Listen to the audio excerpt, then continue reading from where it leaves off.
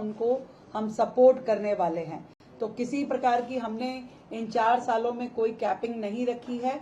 जो सब्सिडीज हैं उसके बारे में जो डिटेलिंग है वो हमारी सेक्रेटरी महोदय पूरा बताएंगी।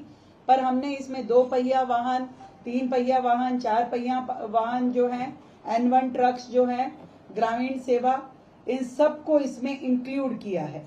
तो मैं ये समझती हूँ कि ये ईवी पॉलिसी बहुत शानदार तरीके से दिल्ली राज्य को अपनी पॉल्यूशन की समस्या को कम करने में भी मदद करेगी और दिल्ली की परिवहन व्यवस्था को और अधिक दुरुस्त करेगी। दिल्ली स्मार्ट सिटी के रूप में इसमें परिवर्तित हो पाएगी। मैं सच में बहुत बधाई देती हूँ हमारे ट्रांसपोर्ट मिनिस्टर पंकज सिंह जी को, हमारे पावर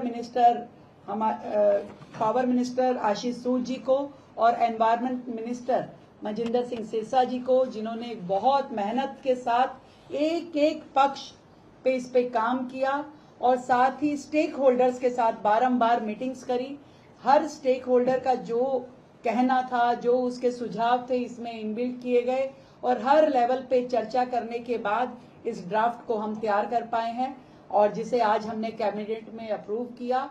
कैबिनेट की अप्रूवल के बाद ये माननीय एलजी महोदय को आज भेजी जाएगी और 1 जुलाई से ये लागू होने के बाद हर व्यक्ति दिल्ली का जो है वो दिल्ली में ही खरीदी गई गाड़ी के ऊपर इसका लाभ ले पाएगा। मैं निहारिका जी को कहूंगी कि एक बार पूरा डिटेलिंग हमारे सभी साथियों को बताएं।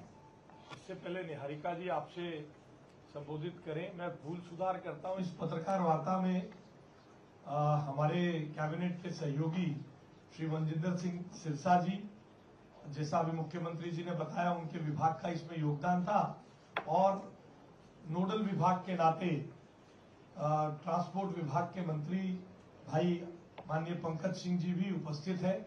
मैं शुरू में ईवी पॉलिसी की घोषणा जल्द से हो, इस खुशी में उनका परिचय आप सबके समक्ष बोलना भूल गया था, वे भी इस पत्रकार वार्ता में।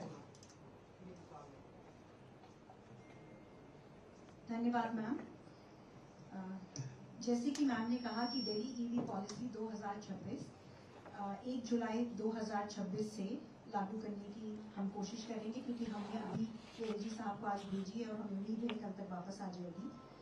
इसमें टेरी की जो स्टडी थी 2018 की, इसके अनुसार दिल्ली में जो वेहिकुलर पोल्यूशन है उसमें से 33% vehicular pollution commercial good vehicle से होता है और 46% 2 व्हीलर और 3 व्हीलर से होता है।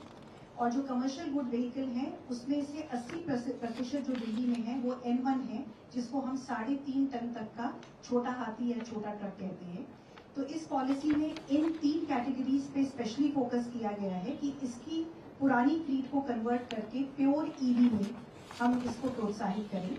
इसके लिए हमने इस पॉलिसी में 2 व्हीलर्स पे 30,000 तक का परचेज इंसेंटिव पहले साल में, दूसरे साल में 20,000 और तीसरे साल में 10,000 परचेज इंसेंटिव पब्लिक के लिए इसमें ऑफर किया है। 3 व्हीलर्स के लिए यही 50,000, 40,000 और 30,000 है। 3 व्हीलर ओनली पैसेंजर जिसको हम ऑटो बोलते हैं। और N1 ट्रक्स जो हैं, जो हमारे 3.5 टन तक के ट्रक हैं, उसके लिए 1 लाख तक की सब्सिडी पहले साल में दी जाएगी। ये हमारा परचेज इंसेंटिव का इसमें प्रस्ताव है।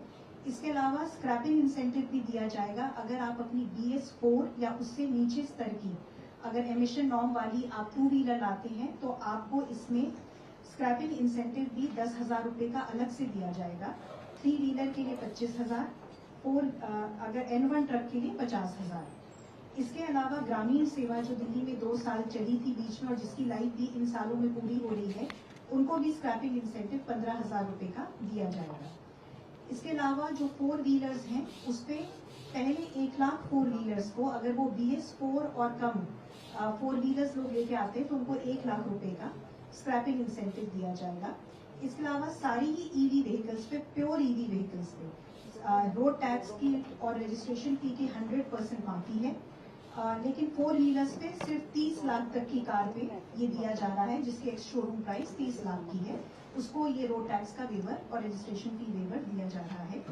इसके अलावा 3.5 से 12 टन तक के जो हमारे N2 ट्रक्स हैं, पॉलिसी जिस दिन नोटिफाई होती है उसके 3 महीने के अंदर पहले 1,000 N2 ट्रक्स को नो एंट्री फ्री की जाएगी दिल्ली में अगर वो ईवी ट्रक्स परचेज होती हैं। सो ये एक इंसेंटिव भी दिल्ली सरकार की ओर से दिया जा रहा है। इसके अलावा क्योंकि इतने इंसेंटिव दिए जा रहे हैं तो सरकार पहली बार मैंडेट भी ला रही है। आने वाली 1 जनवरी 2027 से दिल्ली में 3 व्हीलर्स और N1 ट्रक सिर्फ ईवी ही रजिस्टर किए जाएंगे और इसके अलावा 1 अप्रैल 2028 से 2 व्हीलर्स जो है वो भी सिर्फ ईवी ही दिल्ली में रजिस्टर होंगे। ये सरकार की तरफ से मैंडेट इंट्रोड्यूस किया जा रहा है। इसके अलावा जो स्कूल बसें हैं उनको पॉलिसी नोटिफाई होने के 2 साल के अंदर अपनी 10% फ्लीट को, चाहे वो ओन्ड है या वो हायर करते हैं, उसको ईवी में कन्वर्ट करना होगा और 3 साल के अंदर पॉलिसी आने के 20% और 31 मार्च 2030 तक जो पॉलिसी की ड्यूरेशन है उस तक 30% उनको कन्वर्ट कर लेना होगा। और इसके अलावा ये पॉलिसी जो है वो ईवी इंफ्रास्ट्रक्चर और चार्जिंग इंफ्रास्ट्रक्चर पे बहुत फोकस कर रही है क्योंकि इस पॉलिसी को सक्सेसफुल बनाने की एक इम्पॉर्टेंट रिक्वायरमेंट है। इसके लिए 32,000 ईवी चार्जिंग पॉइंट्स का टारगेट रखा गया है पॉलिसी पीरियड में क्रिएट करने का दिल्ली में, जिसको पीएमई ड्राइव और दिल्ली सरकार के बजट के द्वारा किया जाएगा। इसके लिए काम सुचारू रूप से चल रहा है। लैंड आइडेंटिफाई हो गए हैं। चार्जिंग इंफ्रास्ट्रक्चर आने वाले कुछ महीनों में आप देखेंगे कि क्रिएट होंगे, हर जगह देखेंगे। और ये पॉलिसी जैसे मैडम ने बताया, ये पहली बार इतनी इन्वेस्टमेंट के साथ ये ईवी पॉलिसी लाई जा रही है दिल्ली के प्रदूषण की रोकथाम के लिए। आप में से किसी के कुछ सवाल हो तो अभी पूछ सकते हैं।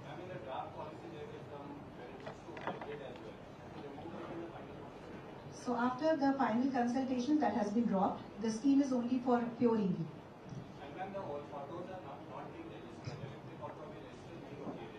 Electric autos will be registered. We were waiting just for these incentives to be offered to public so that they can also take benefit of 50,000 of EV subsidy. So now it will be registered. It is within that 1 lakh. That has been mentioned in the policy. Ma'am ये जो EV policy में आपने जो infrastructure बताया है charging point होगा, क्या ये जो कॉलोनी में छोटी जल्दी रजिस्ट्रेशन हो गई तो क्या कॉलोनियों के अंदर इस इंफ्रास्ट्रक्चर को डेवलप किया जाएगा? ये charging infrastructure mainly public charging infrastructure है। ये आपको वहाँ पहले क्रिएट किया जाएगा जहाँ पे आगमन ज्यादा होता है, मार्केट प्लेसेस, वर्क प्लेसेस, इस तरह की जगहों पे। और हम डिस्कॉम से बात कर रहे हैं कि सेपरेट चार्जिंग मीटर भी लगाया जा सके क्योंकि 70% 2 व्हीलर्स घरों में या अपने प्राइवेट स्पेस में चार्ज होते हैं, तो उसकी अलग डिटेल्स टीम बना रही है। तो क्या उनकी जो उनका चार्ज लिया जाएगा? सीपीओ चार्ज लिया जाएगा उसका मिनिमम चार्ज। और जो RWAs अपने यहाँ बनाना चाहेगी सरकार उनकी भी पूरी मदद करे। जी, ये ऑपरेशनल गाइडलाइंस इसकी ट्रांसपोर्ट विभाग ने तैयार कर ली हैं। ये ईवी पोर्टल के थ्रू दी जाएंगी। ये एक नया पोर्टल क्रिएट हो रहा है जो हम उम्मीदन 1 जुलाई से इसको ऑपरेट कर भी देंगे। इसमें एक प्रक्रिया जो है वो ऑपरेशनल गाइडलाइंस में हम साझी करेंगे। इसमें लोगों को अपना रेजिडेंस प्रूफ दिल्ली का, क्योंकि ये दिल्ली में परचेज्ड एंड रजिस्टर्ड उन व्हीकल्स के लिए है, तो आपको अपना वोटर कार्ड, आधार कार्ड जैसे डॉक्यूमेंट्स को अपलोड करके आरसी के साथ, क्योंकि ये आरसी रजिस्ट्रेशन के बाद दी जाएगी, तो आरसी की कॉपी ऐसे डॉक्यूमेंट्स अपलोड करने होंगे। रजिस्ट्रेशन आरसी सर्टिफिकेट के इशू होने के 30 दिन के अंदर आप अपनी सब्सिडी के लिए अप्लाई कर सकते हैं और आपके अप्लाई करने के 60 दिन के अंदर इसको आपको मुहैया कराया जाएगा डीबीटी के थ्रू। ठीक है जी।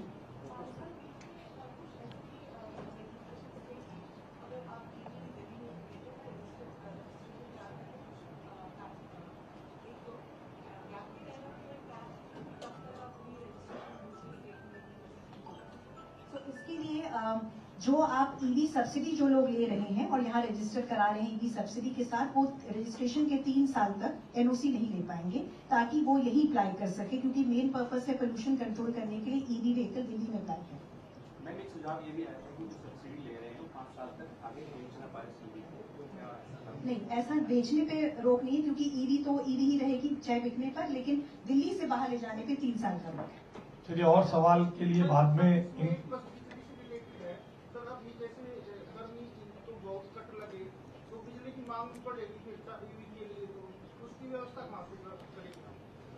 देखिए, इसके लिए डीटीएल ने और बिजली विभाग ने पावर इंफ्रास्ट्रक्चर के ऊपर 2030 का पावर मास्टर प्लान बनाया है, जिसमें डिस्ट्रीब्यूशन कंपनीज अपने डिस्ट्रीब्यूशन नेटवर्क को सुदृढ़ कर रहे हैं। साथ ही साथ ट्रांसमिशन नेटवर्क को मजबूत करने के लिए नए ट्रांसफार्मर लगाना और ट्रांसमिशन लाइंस पर बेस लगाना, जिसमें बिजली की स्टोरेज करके प्रेजेंट इंफ्रास्ट्रक्चर को। और ये बात भी समझने की है, जैसे जैसे बिजली की मांग इनके कारण बढ़ेगी, व्हीकल खरीदने के साथ साथ हमारे पास समय होगा अपने पास नया इंफ्रास्ट्रक्चर डेवलप करने का भी। डीटीएल ट्रांसमिशन कंपनी के नाते इसकी नोडल एजेंसी है ईवी चार्जर्स लगाने के लिए। डीटीएल मुख्यमंत्री जी के मार्गदर्शन में पूरी तरह तैयार है, आर्थिक रूप से और बाकी व्यवस्थाओं से भी। जैसे जैसे ईवी चार्जर, ईवी व्हीकल का इनफ्लो बढ़ेगा, बिजली की डिमांड बढ़ेगी, तो उस प्रकार से इसको नए इंफ्रास्ट्रक्चर को और बढ़ाने के लिए भी व्यवस्था की जाएगी। वर्तमान में ट्रांसमिशन लाइंस पर बेस लगा के अपने ट्रांसफार्मर्स को सुदृढ़ करने का, नए ट्रांसफार्मर्स की खरीद के लिए 15th बिजनेस प्लान में प्रपोजल्स को डीटीएल ने ऑलरेडी आगे बढ़ा दिया है। मैं को लेकर के जब कैब एग्रीगेटर स्कीम आई थी तो था कि new bike taxi would not be registered, और कार को भी अपने टाइमलाइन दिया था, जो कार टैक्सी के रूप में चलते हैं।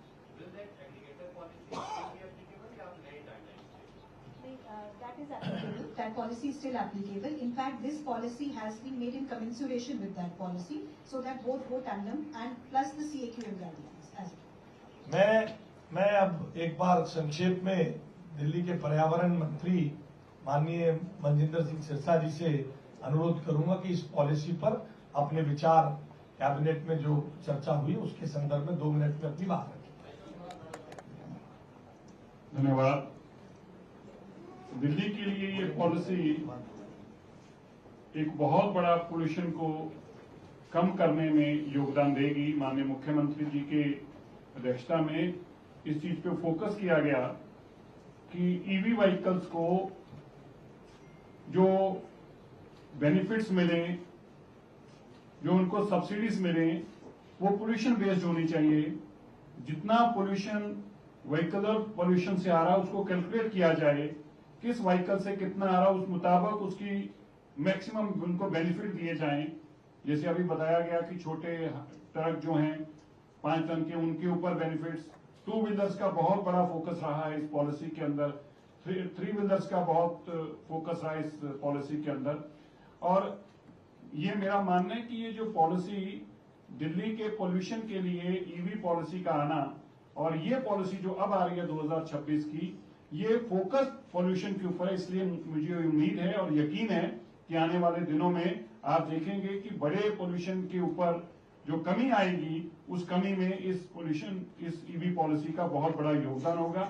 और ये पॉलिसी इस तरह से भी बनाई गई है कि जो 3 साल के बाद इसकी पूरी कैलकुलेशन के बाद कि कितना पोल्यूशन कम करने में कामयाब, वो इसको कैसे और एक्सटेंड किया जा सकता है, उसको भी अभी से ही कंसिडर किया गया है।